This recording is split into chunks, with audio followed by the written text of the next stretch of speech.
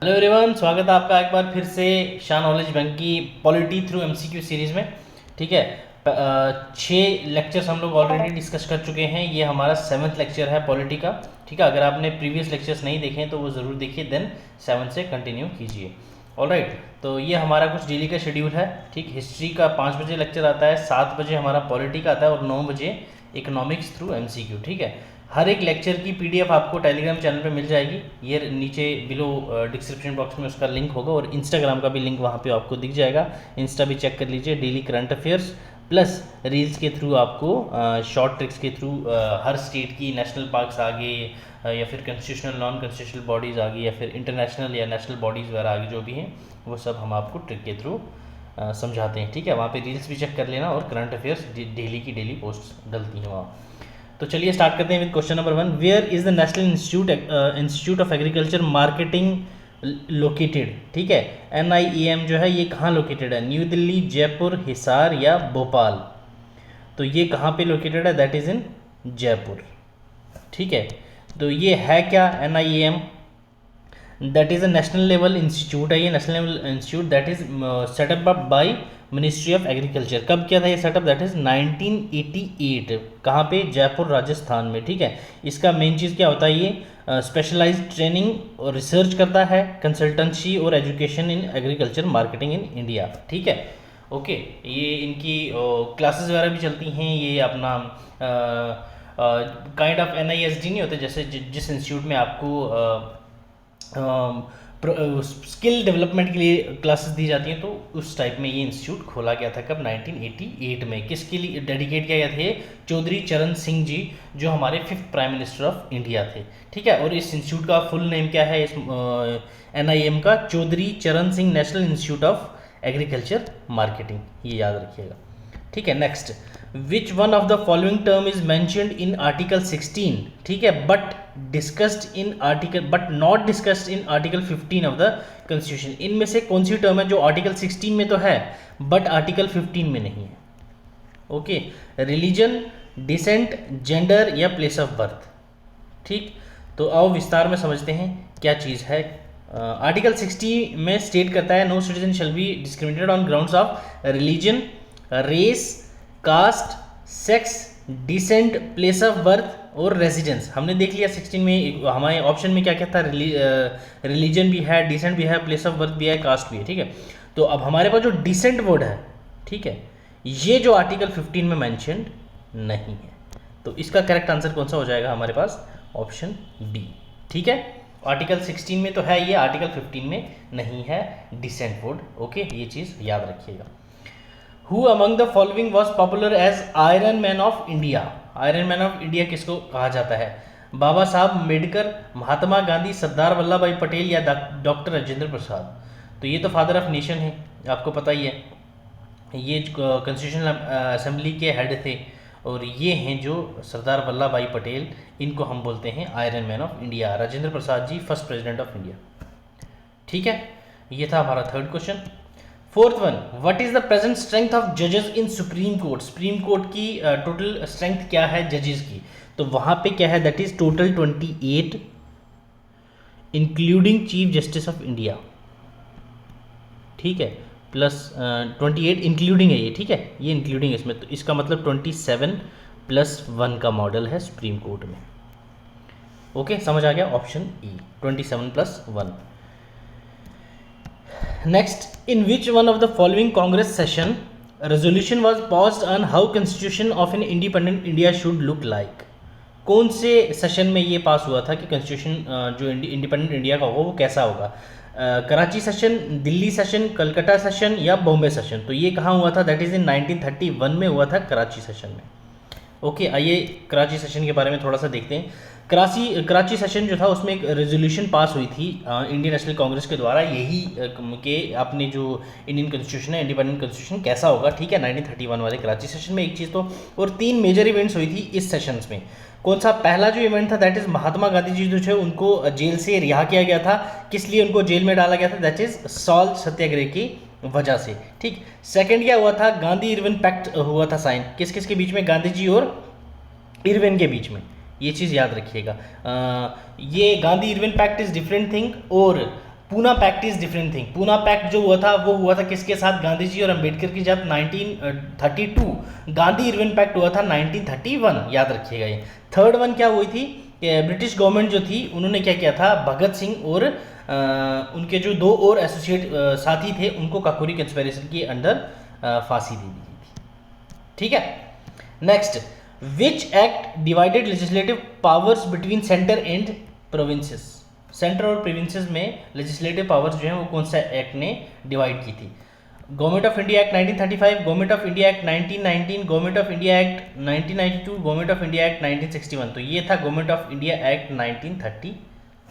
Option E is the correct answer. Next, the constitution should give Indian domination status was a proposal in dominance status India को दिया जाएगा किस mission का ये था, proposal था ये? Cabinet mission plan, Cripps mission plan, Mountbatten plan या साइमन कमीशन? साइमन कमीशन का क्या था, आपको मैंने बताया था जलियांवाला बाग मैसेकर, उसके बाद हमने एक कमीशन बताई थी that is Hunter commission. Hunter commission जब नहीं हुई तो उसके बाद हमने क्या लाया था, साइमन कमीशन। जब वहाँ जाके देखो भाई साहब इंडिया में क्या चल रहा है, क्या उसको कैसे ठीक कर सकते हैं, ठीक है, डोमिनियन स्टेटस दिया जाएगा या फिर कॉन्स्टिट्यूशन बनाए उनका, तो इसलिए उन्होंने भेजा था साइमन कमीशन, वो भी रिजेक्ट हुआ था। उसके बाद उन्होंने लाई थी राउंड टेबल कॉन्फ्रेंस, ठीक है, तो ये भी नहीं था। ओके, माउंटबेटन प्लान तो आपको पता ही है, डिवाइड ही कर गया था सीधा, तो ये था हमारा option B, Cripps mission. Alright, Cripps mission is the correct answer. कब हुआ था Cripps mission? That is 22 March से 11 मार्च 1942। स्टैफर्ड क्रिस्प इन्होंने हेड किया था इसको, ठीक है, और क्या था ये, ब्रिटिश गवर्नमेंट ने ड्राफ्ट डिक्लेरेशन भेजा था इंडियन कॉन्स्टिट्यूशन ऑफ इंडिया के लिए। Alright, next, which article is related to equality before law? ये तो आप सबको पता होना चाहिए। Article 13, article 14, article 15, article 16। तो that is article 14, equality before law, ठीक है। आर्टिकल 14 इक्वालिटी बिफोर लॉ जो इम्प्लाई करता है special privilege in favour of individual, और सभी क्लासेस में चाहे किसी भी कैटेगरी का बंदा है, ऑर्डिनरी लॉ जो है इक्वल प्रोटेक्शन ऑफ लॉ होगी, उस पर इक्वल ट्रीटमेंट होगी हर एक सर्कमस्टेंसेस के अंदर। Alright, question 9, which article is related with abolition of untouchability? ये 1000 बार क्वेश्चन आ चुके हैं ये, ठीक है, हर एक एग्जाम में इस रिलेटेड क्वेश्चन पक्का बसता है। जेके एसएसबी का बहुत फेवरेट सवाल है ये चीज़ याद रखिएगा, ठीक है। तो ये किस आर्टिकल के अंडर आता है? आर्टिकल 20, आर्टिकल 19, आर्टिकल 18 या आर्टिकल 17? तो that is article 17, untouchability, article 17, ठीक है, दिमाग में घुसा लो। आर्टिकल 17 अबोलिशन ऑफ अनटचेबिलिटी, ठीक है, ये पनिशेबल ऑफेंस है अनटचेबिलिटी, ठीक है। क्वेश्चन 10th, इन विच अमेंडमेंट एक्ट सिंधी लैंग्वेज जो थी वो किस अमेंडमेंट एक्ट के थ्रू 15th लैंग्वेज ऐड हुई थी 8th शेड्यूल में, ठीक है। इसकी वीडियो जो है 15th जी अमेंडमेंट के 8th शेड्यूल कब ऐड हुआ था और इसमें 15th लैंग्वेज कब ऐड हुई थी, तो ये मैं अमेंडमेंट आपको डिस्क्रिप्शन बॉक्स में वीडियो दे रहा हूँ हमारी अमेंडमेंट सीरीज़ में। ये मैंने आपको बहुत डिटेल में हर एक अमेंडमेंट, ठीक है, हर एक अमेंडमेंट मैंने आपको अच्छे से समझाई हुई है, ठीक है। तो ये किससे हुई थी? That is 21st constitutional amendment act 1967, ठीक है। ये सेशन आप लोग देख लेना, आपके लिए बहुत ज़्यादा ज़रूरी है। In which constitutional amendment act seats of Lok Sabha were increased from 525 to 545? पहले 525 सीट्स थी, बाद में बढ़ा के 545 कर दी थी। तो कौन से अमेंडमेंट एक्ट के थ्रू हुई थी? ये भी मैंने आपको अमेंडमेंट करवा रखी है। तो ये भी कौन सा? Option D, 31st constitutional amendment 1973। 1971 का जो सेंसस आया था उस पर हमने पॉपुलेशन देखी थी कि पॉपुलेशन बढ़ गई है तो अब हमें सीट्स भी बढ़ानी पड़ेंगी, तो तभी हमने क्या किया था, 525 से बढ़ा के 545 सीट्स कर दी थी। कौन सा अमेंडमेंट एक्ट था? 31st कॉन्स्टिट्यूशनल अमेंडमेंट एक्ट 1973, याद रखिएगा ये। नेक्स्ट अमेंडमेंट जो सीरीज़ है हमारी वो आप लोग देख लीजिए, सारी अमेंडमेंट इंपॉर्टेंट अमेंडमेंट सीरीज जो है अभी मैंने कवर करवा दी हैं, आगे की जो फर्दर हैं वो भी मैं आपको कवर करवा दूंगा। अभी तक जितनी हो रखी हैं 7-8 लेक्चर्स मैंने डाले हैं, वो आप जाके देख सकते हैं, लिंक आपको मैं डिस्क्रिप्शन बॉक्स में डाल दूंगा, ठीक है। Question 12, in which constitutional amendment act Sikkim was full fledge state, ठीक है, full fledge state of union of India कौन सी अमेंडमेंट एक्ट के अंडर है? ये मैंने अमेंडमेंट सीरीज में आपको समझा भी रखी है बहुत अच्छे से, ठीक है। कब इंडिया में उसने आई थी, कब उसको थोड़ा सा प्रोविजनल पावर्स मिली, कब उसके बाद फुल फ्लैज स्टेट मिली, आपको मैंने अच्छे से डिस्क्रिप्शन बॉक्स में लिंक मिल जाएगा उस वीडियो का भी, आप वहाँ से देख सकते हैं। तो ये कौन सी अमेंडमेंट एक्ट थी? That is 36th constitutional amendment act 1975, 1975 याद रखिएगा। Next, the speaker can ask a member of house to stop speaking and let another member speak. ठीक है, स्पीकर जो है वो एक बंदा जब स्पीच दे रहा हो या बोल रहा हो उसको चुप करवा सकता है और दूसरे बंदे को बोलेगा तुम बोलो सर। तो इसको क्या बोलते हैं? Crossing the floor, yielding the floor, obeying the rule, rotating the floor. तो इस कंसेप्ट को हम लोग बोलते हैं यील्डिंग द फ्लोर। ठीक है, ऑप्शन बी। आइए कुछ इंपॉर्टेंट टर्म्स देख लेते हैं। यील्डिंग द फ्लोर, जब स्पीकर एक बंदे को रोक के दूसरे को बोले कि भाई आप बोलिए। ठीक है, एक टर्म आती है डेकोरम, मतलब जब हाउस लोकसभा में मेंटेन किया जाता है proper behaviour in the house. आपको पता है मच्छी मार्केट बनी पड़ी होती है जब वहाँ पे सेशन चल रहा होता है, तो उसको जब maintaining the proper behaviour in the house, तो उस टर्म को बोलते हैं हम डेकोरम। उसके बाद आता है हमारे पास इंटरपेलेशन।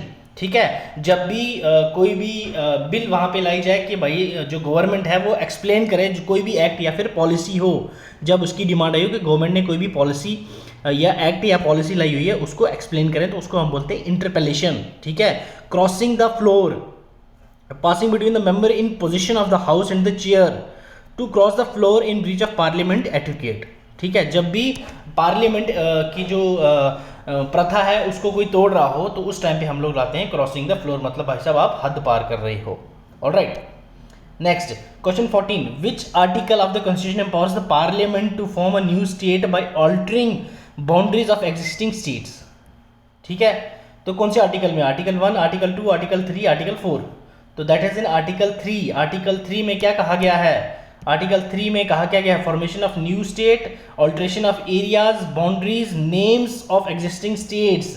पार्लियामेंट में by law form a new state, increase the area of any state, diminish the area of any state, alter the boundaries of any state. ये है हमारे पास article 3 of the Indian constitution में कहा गया है। ये चीज आपको पता होना चाहिए। आर्टिकल 1 से लेके article 4, union and its territory, याद रखिएगा ये। ठीक है, पार्ट 1, ओके, पार्ट 1 आर्टिकल 1 से आर्टिकल 4 क्या? यूनियन एंड इट्स टेरिटरी, याद रखना ये, union and its territory. Okay, next last question is which of the following is not a constitutional body. इनमें से कौन सी कॉन्स्टिट्यूशनल बॉडी नहीं है? A election commission, B planning commission, C national advisory council, D inter state council. ठीक है, ये भी हमारी कॉन्स्टिट्यूशनल बॉडी है, प्लानिंग कमीशन भी कॉन्स्टिट्यूशनल बॉडी है, इंटर स्टेट काउंसिल भी कॉन्स्टिट्यूशनल बॉडी है। हमारे पास जो constitutional body next last option बचा that is national advisory council. ये कब बनाई थी, किसने बनाई थी? ये देखिए, नेशनल एडवाइजरी काउंसिल जो थी एनएसी, ये ठीक है, ये एक बॉडी थी, सेटअप की गई थी किसके द्वारा? फर्स्ट यूनाइटेड, ये जो यूपीए गवर्नमेंट थी फर्स्ट, दैट इज कांग्रेस की जब गवर्नमेंट थी, to devise the prime minister of India that is Manmohan Singh ji. ठीक है, सोनिया गांधी जी जो थी वो इसकी चेयरपर्सन थे, ये चीज याद रखिएगा। ठीक है, एंड इसको किस लिए बनाया गया था? To assist the institute in achieving and monitoring the mission and goals. जो गोल्स और मिशन होंगे सरकार के उसको अचीव करने के लिए बनाया गया था। फॉर्म कब की गई थी? 4 जून 2004, और डिजॉल्व कब होगी थी ये बॉडी? दैट इज 25 मई 2014। ठीक है, तो ये था हमारा पॉलिटिकल लेक्चर। होप सो आपको पसंद आया होगा। अगर कोई भी डाउट हो कमेंट सेक्शन में आप हमें पूछ सकते हैं, या तो फिर आप हमारे टेलीग्राम चैनल पे हमसे जुड़ सकते हैं, वहाँ पे भी आप हमसे पूछ सकते हैं कोई भी डाउट हो। अगर कुछ भी स्टडी मटेरियल रिलेटेड कुछ भी चाहिए हो आपको तो आप हमें टेलीग्राम पे बोल सकते हैं। तो हर एक PDF वैसे तो आपको मिल जाएगी पहले ही आपके बोले हुए। करंट अफेयर्स हमारे इंस्टाग्राम हैंडल ज्वाइन कर लीजिए, और हर एक लेक्चर की PDF टेलीग्राम लिंक नीचे दोनों के मिल जाएंगे आपको। टिल देन पढ़ते रहो। God bless you, keep learning, keep sharing.